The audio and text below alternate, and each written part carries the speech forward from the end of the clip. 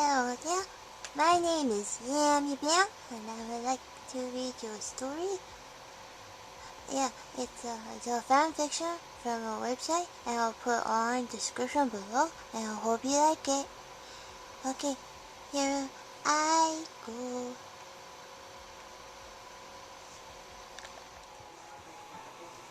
Inner Angel by Inuyashafanfun. The crisp autumn breeze blew through the artistry that was the feudal-era landscape. The trees, a beautiful mixture of warm colors as if from the dab of a paintbrush across the entire horizon. The small brushes were beginning to thin, and it gave the young girl a clear sight to the struggling man at the edge of the riverbed. He struggled, grunting and cursing loudly. His pointed ears lowered in rage. Just won't go away.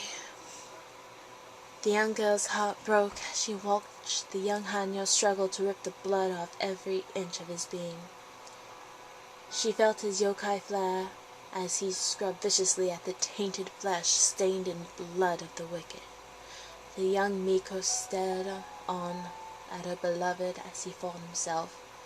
Stepping from the cover of the withering trees, the young priestess approached the struggling young man and handed him her handkerchief. He gratefully accepted, though surrendering to sitting on the edge of the riverbed, clutching the handkerchief tightly, as his eyes refused to meet hers, staring off blankly into the sunset. Inuyasha? The soft bell of her voice rang through him gently, but he continued to refuse to meet her eyes. How could he, after what a monster he had become in front of her? How could he even think he could look at this woman in the eye again? The woman he swore to protect. He could have easily killed without a second thought at the very moment. Inuyasha? I'm disgusting. Her eyes widened significantly at the Hanyo's words. She slid to her knees behind the young man's body, resting her hands on his shoulder gently, pressing her cheek against his lower neck. Don't you dare say that ever again. She felt his head jerk up at her words, but she continued on. You are a beautiful person, Inuyasha. You transformed into that demon form to protect Sango, Moroku, Shippo, the villagers? Me? Her voice shook slightly, but she continued. Your intentions were pure, not disgusting, not dark, not evil. They were pure as the shards that are dangling around my neck. That demon that stood before me, there was no demon to me, Inuyasha. He turned his head slightly at her words, not yet making full eye contact. Her bravery wavering, she continued before she could get into her fear. That was an angel set to save us, Inuyasha. Your demon side can be dangerous, yes, but only to those that threaten you and us.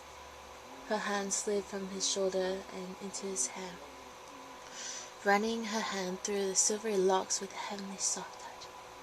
My angel. He stiffened at her words. Fear flooded the young woman as she felt his muscles tense beneath her hand, fearing that she may have gone too far. She moved her hands off and away from Inuyasha before she felt a strong arm wrapped around her waist, pulling her down to the ground. She landed in a soft but strong lap and was enveloped in a strong yet gentle embrace. Gasping softly, Inuyasha's head resting atop of hers, his nose buried into her hair as he inhaled her soothing scent, groaning softly as his arms tightening around her petite form. No longer fearing the supposed inevitable rejection, she snaked her arms around Inuyasha's waist, resting her head against his chest. She could hear the racing heart through the still damp fabric of the fire-wrapped robe, warm from the skin beneath the fabric.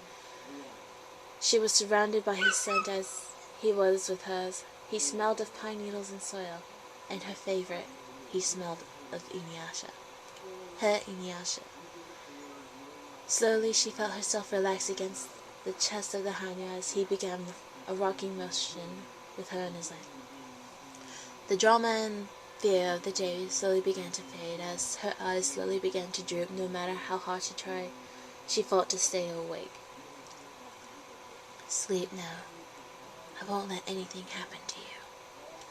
With those words, she lost the will to fight, losing herself to slumber at the beat of his thumping heart, the heart of a fighter, of a protector, of a friend, and the heart of a lover.